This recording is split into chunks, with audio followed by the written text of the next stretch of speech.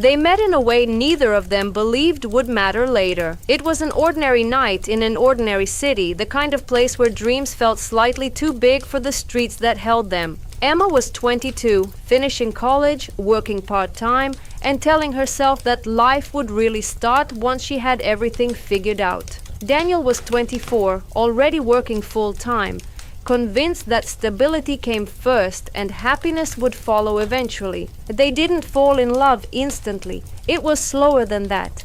It was laughter after awkward silences, shared coffee when they were both too tired to go home, and long conversations that stretched past midnight without either of them noticing the time. Their relationship grew in the way young love often does, full of hope, certainty, and quiet assumptions. They assumed they had time to travel, time to build careers, time to become the versions of themselves they imagined they would be one day. Children were part of that future, but far away, tucked neatly into a later chapter neither of them felt ready to read yet. They talked about names jokingly, about what kind of parents they might be, always with the safety of someday wrapped around the conversation. Someday felt distant and controllable. Life, however, rarely respects careful planning. The first sign that something had changed came in small, almost invisible ways.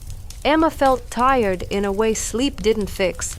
Mornings became heavier, food tasted different, and her emotions began to surprise her.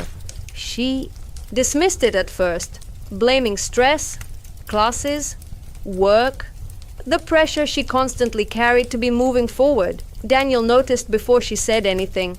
He noticed how quiet she became, how she sometimes stared into space as if listening to a thought she wasn't ready to share. When she finally bought the test, she didn't tell him right away. She sat alone in the bathroom, the door locked, her heart pounding so loudly it felt like it might give her away. The result changed everything in seconds. Fear came first, sharp and immediate. Then disbelief. Then a strange, fragile silence inside her that felt heavier than panic.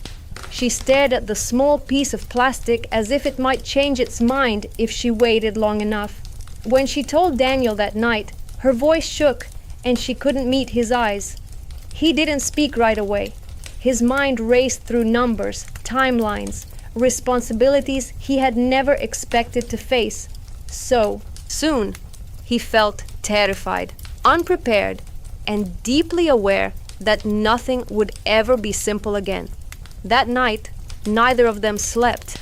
They lay side by side, awake in the dark, holding hands, not for comfort, but for grounding, as if letting go would cause the world to tilt too far. They didn't argue.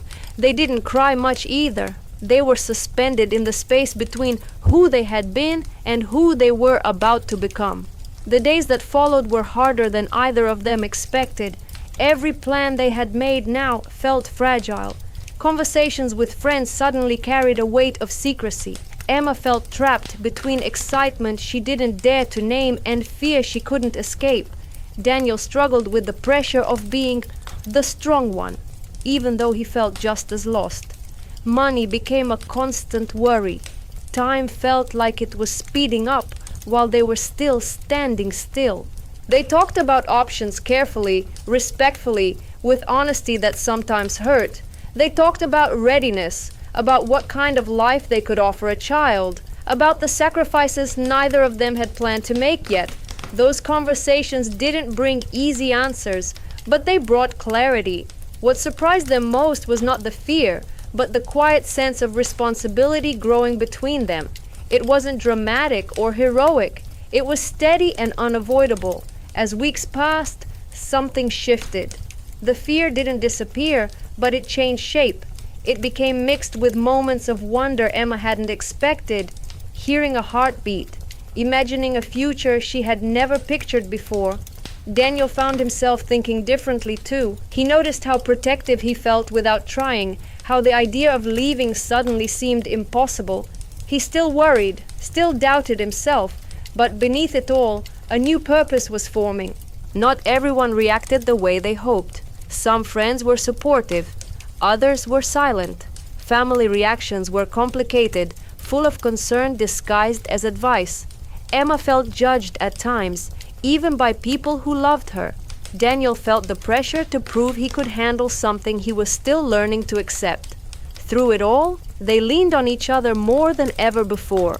Arguments happened, yes, but so did apologies. Growth often arrived disguised as discomfort. The pregnancy wasn't easy.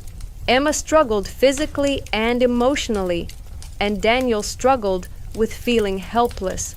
There were nights when exhaustion turned into frustration, when fear spilled out as anger, when both of them wondered if love alone was enough. But every time doubt crept too close, reality reminded them why they were trying. Small milestones began to matter. A shared laugh after a hard day, a hand placed gently on Emma's stomach, a future that no longer felt theoretical. By the time the baby arrived, neither of them felt ready, but they felt present. The moment they held their child, the world narrowed to something simple and overwhelming.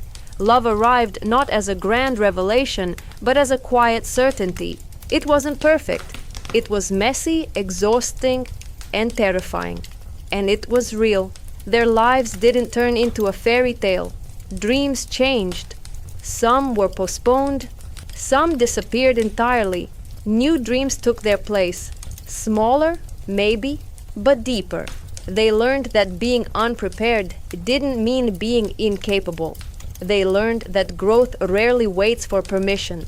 Most of all, they learned that love doesn't always come at the right time, but it comes with years later. When they looked back, they didn't see a mistake. They saw a moment that forced them to become braver than they thought they could be. An unplanned child didn't ruin their future. It reshaped it. And in that reshaping, they found a version of themselves they never would have discovered otherwise.